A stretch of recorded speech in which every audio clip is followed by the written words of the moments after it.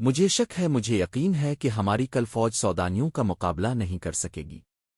علی بن سفیان نے کہا، میں اس کا بندوبست کر آیا ہوں۔ میں نے عالی مقام نور الدین زنگی کی طرف 2 تیز رفتار قاصد بھیج دیے ہیں۔ میں نے پیغام بھیجا ہے کہ مصر میں بغاوت کی فضا پیدا ہو رہی ہے، اور ہم نے جو فوج تیار کی ہے بہت تھوڑی ہے، اور اس میں سے آدھی فوج محاذ پر ہے۔ متوقع بغاوت کے لیے ہمیں کمک بھیجی جائے۔ مجھے ادھر سے حکومت کی امید کم ہے۔ سلطان ایوبی نے کہا، پرسوں ایک قاصد یہ خبر لایا تھا کہ زنگی نے فرینکوں پر حملہ کر دیا تھا۔ یہ حملہ انہوں نے ہماری مدد کے لیے کیا تھا۔ فرینکوں کے ہمارا اور فوجی قائدین بغرا روم میں صلیبیوں کے اتحادی بیڑے میں تھے، اور فرینکوں کی کچھ فوج مصر میں داخل ہو کر عقب سے حملہ کرنے اور ہماری سرانی لشکر کی پشت پناہی کے لیے مصر کی سرحد پر اب تھی۔ محترم زنگی نے ان کے مکھ پر حملہ کر کے ان کے سارے منصوبے کو ایک ہی وار میں برباد کر دیا ہے، اور شاہ فرینک کے بہت سے علاقے پر قبضہ کر لیا ہے۔ انہوں نے صلیبیوں سے کچھ رقم بھی وصول کی ہے۔ صلاح الدین ایوبی خیمے کے اندر ٹہلنے لگا، جذباتی لہجے میں بولا، سلطان زنگی کے قاصد کی زبانی وہاں کے کچھ ایسے حالات معلوم ہوئے ہیں جنہوں نے مجھے پریشان کر رکھا ہے۔ کیا اب صلیبی ادھر یلغار کریں گے؟ علی بن سفیان نے پوچھا، مجھے صلیبیوں کی یلغار کی ذرا بل پرواہ نہیں ہے۔ سلطان ایوبی نے جواب دیا، پریشانی یہ ہے کہ کفار کی یلغار کو روکنے والے شراب کے مٹکوں میں ڈوب گئے ہیں۔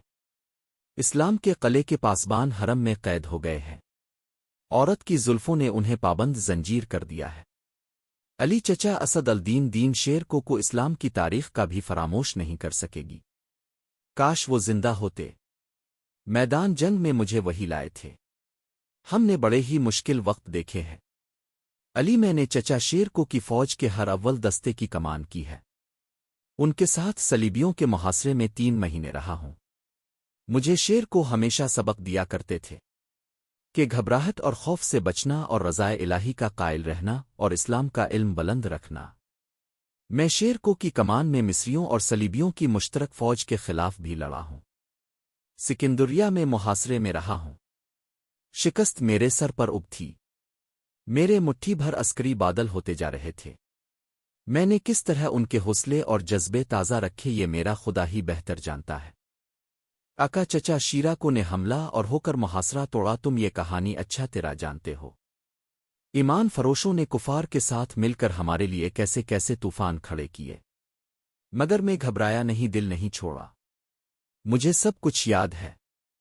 سلطان علی بن سفیان نے کہا، اس قدر مرکہ ارایوں اور قتل و غارت کے بعد توقع تھی کہ مصری راست پر الف جائیں گے، مگر ایک غدار مرتا ہے تو اس کی جگہ ایک اور لے لیتا ہے۔ میرا مشاہدہ ہے کہ یہ غدار کمزور خلافت کی پیداوار ہوتے ہیں۔ اگر فاطمی خلافت حرم میں گم نہ ہو جاتی تو اب صلیبیوں سے یورپ میں لڑ رہے ہوتے، مگر ہمارے غدار بھائی انہیں سلطنت اسلامیہ سے باہر نہیں جانے دے رہے۔ جب بادشاہ عیش و عشرت میں پڑ جائیں تو رعایا میں سے بھی کچھ لوگ بادشاہی کے خواب دیکھنے لگتے ہیں۔ وہ کفار سے طاقت اور مدد حاصل کرتے ہیں۔ ایمان فروشی میں وہ اس قدر اندھے ہو جاتے ہیں کہ کفار کے عزائم اور اپنی بیٹیوں کے عصمتوں تک کو بلا دیتے ہیں۔ مجھے ہمیشہ انہی لوگوں سے ڈراتا ہے۔ صلاح الدین ایوبی نے کہا، اللہ نہ کرے، اسلام کا نام جب بھی ڈوبا مسلمانوں کے ہاتھوں سے ڈوبے گا۔ ہماری تاریخ غداروں کی تاریخ بنتی جا رہی ہے۔ یہ رخجان بتا رہا ہے کہ ایک روز مسلمان جو برائے نام مسلمان ہوں گے اور اپنی سرزمین کفار کے حوالے کر دیں گے۔ اگر اسلام کہیں زندہ رہا تو وہاں مسجدیں کم اور کہپانے زیادہ ہوں گے۔ ہماری بیٹیاں صلیبیوں کے طرح بال کو لے چھوڑ کر بے حیا ہو جائیں گی۔ کفار انہیں اسی راستے پر ڈال رہے ہیں، بلکہ ڈال چکے ہیں۔ اب مصر سے پھر وہی طوفان اٹھ رہا ہے۔ علی، تم اپنے محکمے کو اور مضبوط اور وسیع کر لو۔ میں نے اپنے رفیقوں سے کہہ دیا ہے کہ دشمن کے علاقوں میں جا کر شب خون مارنے اور خبریں لانے کے لیے تن و مند اور ذہین جوانوں کا انتخاب کرو۔ صلیبی محاذ کو مضبوط اور پرسر بنا رہے ہیں۔ تم فوری طور پر جاسوسی جنگ کی تیاری کرو۔ فوری طور پر کرنے والا کام یہ ہے کہ سمندر سے کئی ایک صلیبی بچ کر نکلے ہیں۔ ان میں زیادہ تر زخمی ہے اور جو زخمی نہیں ہے وہ کئی کئی دن سمندر میں ڈوبنے اور تیرنے کی وجہ سے زخمیوں سے بدتر ہے۔ ان سب کا علاج معالجہ ہو رہا ہے۔ میں نے سب کو دیکھا ہے، تم بھی انہیں دیکھ لو اور اپنی ضرورت کے مطابق ان سے معلومات حاصل کرو۔ سلطان ایوبی نے دربار کو بلا کر ناشتے کے لیے کہا اور علی بن سفیان سے کہا کل کچھ زخمی اور اچھی بھلی لڑکیاں میرے سامنے لائی گئی تھیں۔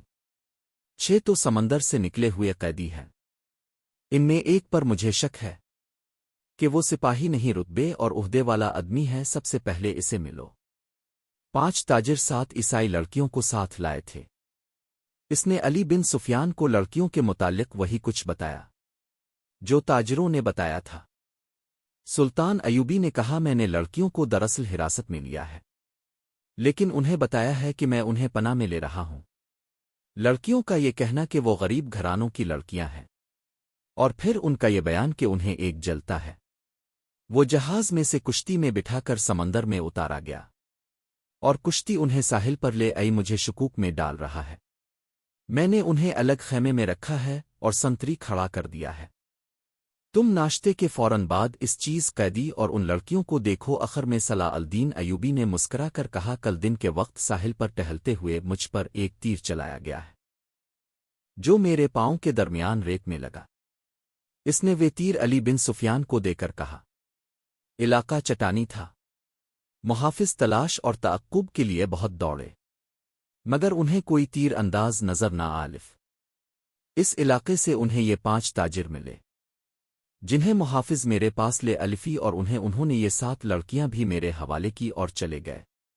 اور وہ چلے گئے۔ علی بن سفیان نے حیرت سے کہا اپنے انہیں جانے کی اجازت دے دی۔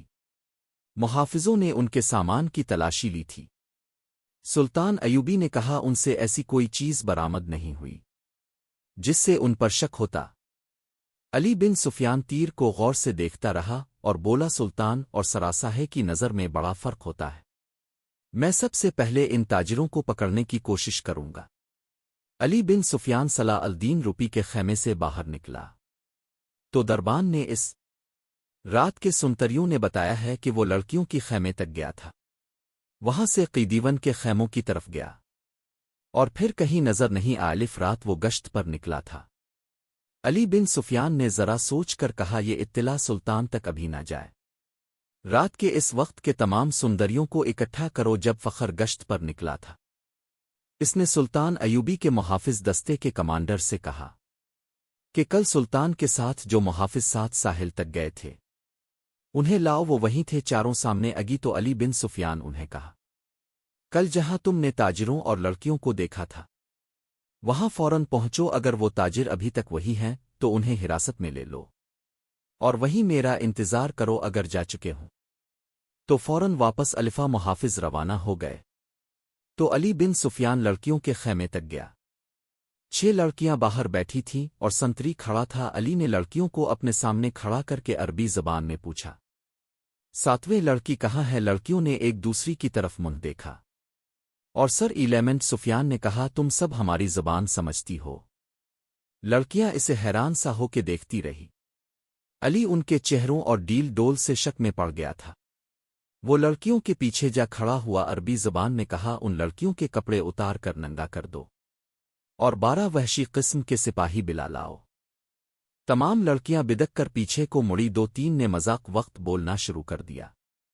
وہ عربی زبان بول رہی تھی لڑکیوں کے ساتھ تم ایسا سلوک نہیں کر سکتے۔ ایک نے کہا ہم تمہارے خلاف نہیں لڑی۔ علی بن سفیان کی ہنسی نکل گئی۔ اس نے کہا میں تمہارے ساتھ بہت اچھا سلوک کروں گا۔ تم نے جس طرح ایک ہی دھمکی سے عربی بولنی شروع کر دیا۔